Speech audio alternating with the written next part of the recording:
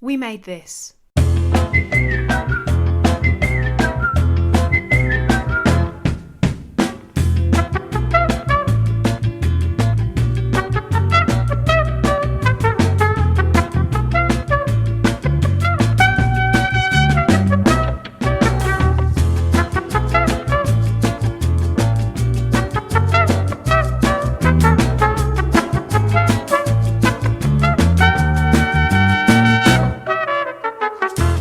Welcome everyone to You Have Been Watching, a podcast devoted to looking in depth at the fascinating curiosity that is the British television sitcom and comedy series. I'm your host, Tony Black, and I'm joined by my co-host, Robert Turnbull, to introduce the show, introduce us, if you're first-time listeners, to who we are and what we do, and also tell you a tiny bit about our podcast network we're part of, We Made This. So, Robert, who are we then?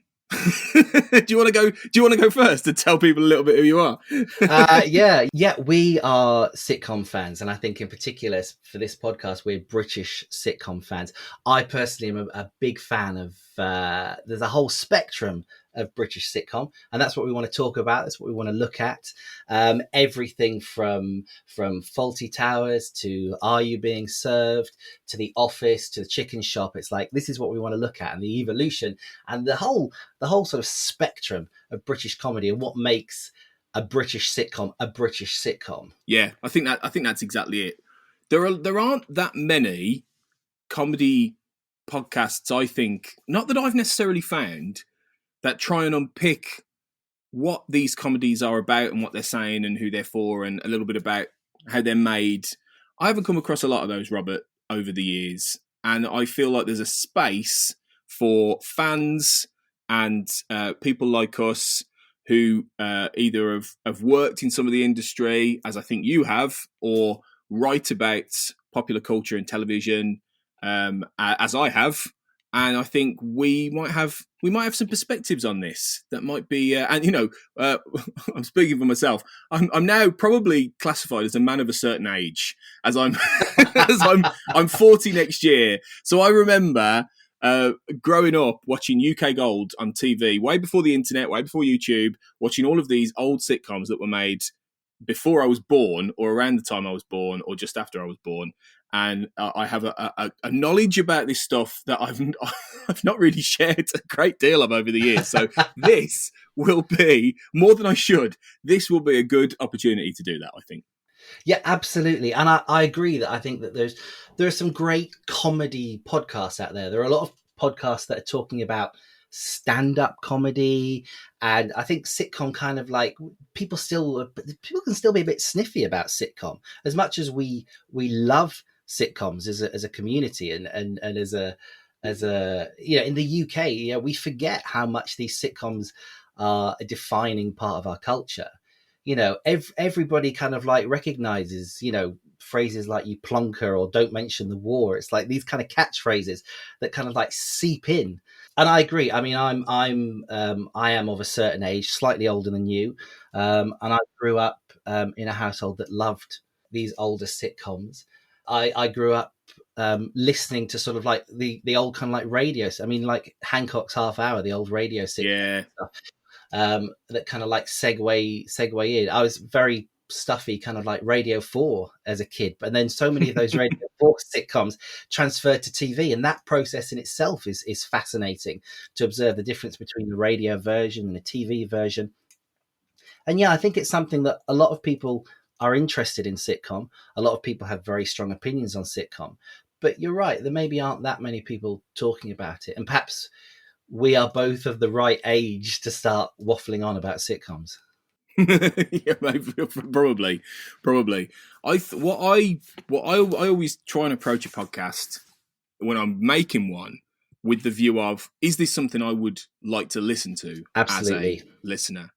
And what I would love to listen to, which is what I hope we can accomplish to some degree, is exploring some of the undercurrents of why these things were made, as well as talking about how they were made and the joy of them and that kind of thing. I mean, a good example And last year I wrote a little bit about a podcast that I think we will cover at some point, One Foot in the Grave, Mm-hmm. Oh, which yes. obviously is the saga of Victor Meldrew. Now, Victor Meldrew has gone down in popular culture partly for his catchphrase, "I don't believe it," which is one of those you mentioned. I don't believe it. But he's also gone down as being the prototypical grumpy pensioner. And he's gone down as being a moaning about everybody and everything like this. And I've always felt like everyone has missed the point about Victor Meldrew. And this is an example of the kind of things we'll talk about. Victor actually is the one person who sees the world really for what it is in that show. And I find him quite relatable in many senses, because yes, he's grumpy, yes, he's irascible, but he's more just he's a sensitive man who just dislikes how awful the world around him is. Absolutely, yeah.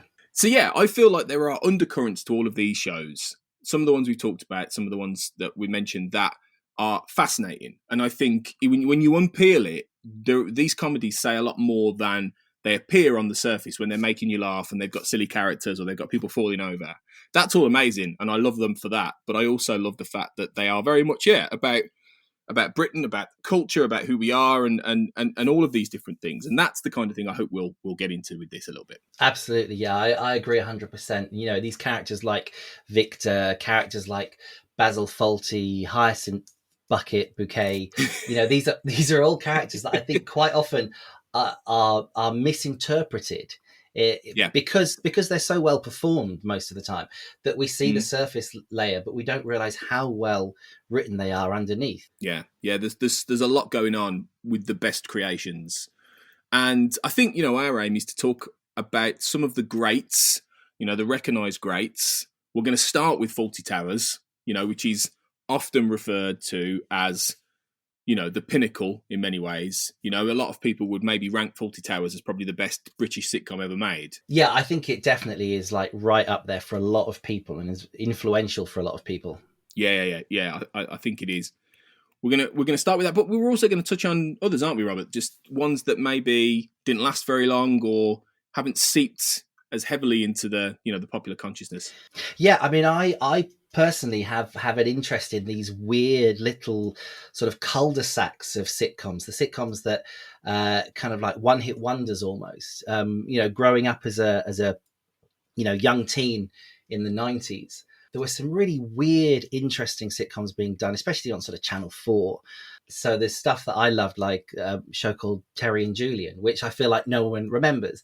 And then there are the slightly more recent shows like Hippies, and it's the kind of show that you mentioned that, and people go, oh my God, I watched that. What happened to it? So I think it would be quite nice to take a deep dive. And I've done a lot of work in TV comedy, including several sitcoms. So I'm quite interested to talk about things from that perspective, especially, sitcoms that it's quite fun. Sometimes you mention something that you've worked on and people just sort of say, it's terrible, it's rubbish, because you've worked on it. You actually know what the creative forces were trying to do with it. And I don't claim any kind of like great insight, but I think that I can hopefully bring a slightly different perspective to some of these, let's say, less well-loved sitcoms. I'm excited by that. I really am. When we first met, I found out that about you and your background, I was like, oh, this is great, because you do have an insight that I certainly don't have, and a lot of other people won't have, in terms of looking at some of these and thinking about how they might be made and some of those decisions. Because I've written reviews, I've been a bit of a critic here and there of things, and it's very easy to turn around and go, oh, that was terrible, that was rubbish.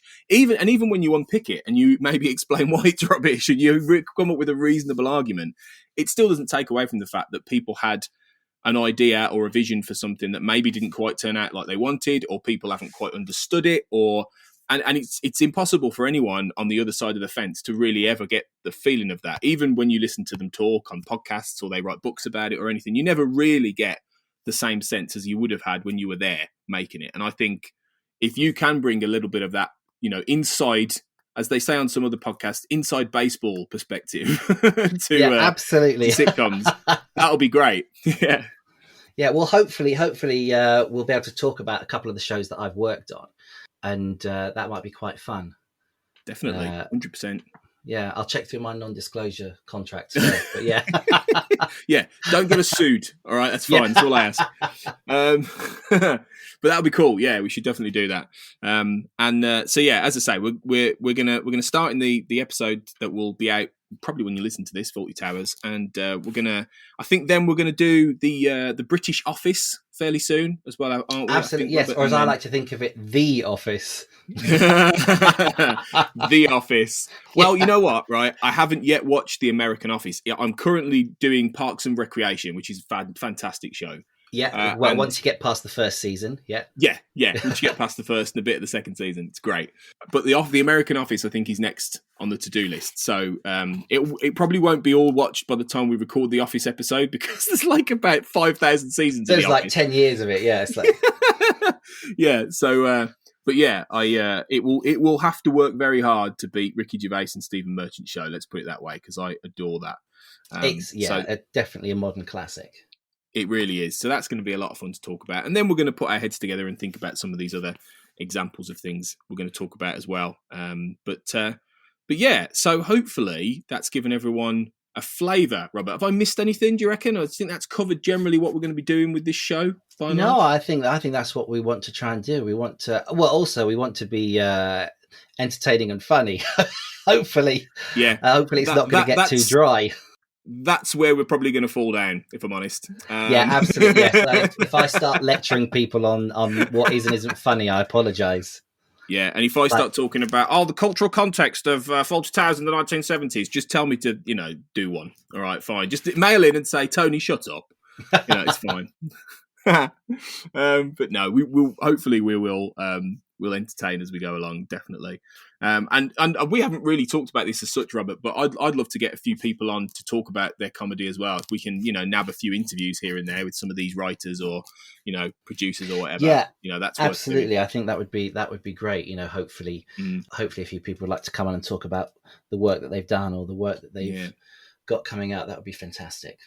Yeah, that'd be lovely. Well, we'll see. We'll see where it all goes. It's early days, but yeah, hopefully you'll listen to us. We're going to be on the We Made This podcast network, wemadethisnetwork.com, which is full of popular culture, podcasts, TV, music, movies, all kinds of stuff going on over there. And there is something hopefully for everybody. So we're going to be part of that network. I'd encourage you to check it out at WMT_network on Twitter, and We Made This on Facebook. And We Made This pod on Instagram, because I haven't got around to changing that yet, but I will have done. And we will undoubtedly have some social media presence at some point as well, but we haven't got around to that either yet. So we'll let you know once we do. But yeah, okay then. So what do you say, Robert? Should we just get into stop this recording and get into Fawlty Towers and get people to the good stuff?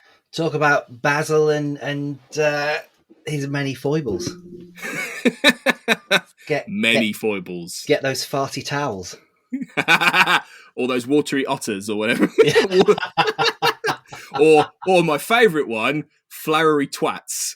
Who doesn't have a flowery twat? I don't actually know how they got away with that in 1979 or whatever it was, but I love it. All right, so yeah, we'll hopefully see you for the next episode, just hopefully tune in and listen to us talk about comedy. So until next time, you have been listening to Tony Black and Robert Turnbull. Elsewhere on We Made This. We buy records. I went through the really chaotic 12-inch section, but I picked out 80 12-inches. I was only charged £40 for them in total. Wow. And when I indexed them to Discogs, it was many, many hundreds of pounds. You once pulled a £1 Jungle 12-inch out of our shop from the pound 12 inches section and sold it on someone else for 40 quid? Something like that. Shipwrecked and Comatose, a Red Dwarf podcast. It might be done by Quantel. Maybe. Maybe. Quantel. It's almost like we're deliberately doing repeated jokes because this is the episode about repeated jokes. Almost. It is almost like we're doing repeated jokes because this is the episode about repeated jokes. I think we've met. So what is it? We've met the middle of this conversation. We're so clever. I'm so pleased with us. Oh, it's so juvenile. Yeah, we're definitely that. Absolutely fucking juvenile. I mean, what time phenomenon? So Queeg turns up. Town in robe. When the time repeat. Towel in robe. I completely forgot about towel in robe. We dig music. My parents are massive Hollies fans. In fact, I was supposed to be called Holly. Honestly. But because I was born in February, my mum thought it sounded like Christmas leftover. Yeah, fair. You look like one as well. Oh, thanks. So she named me after a Cufflinks song instead and threw in a Beatles song for my middle name.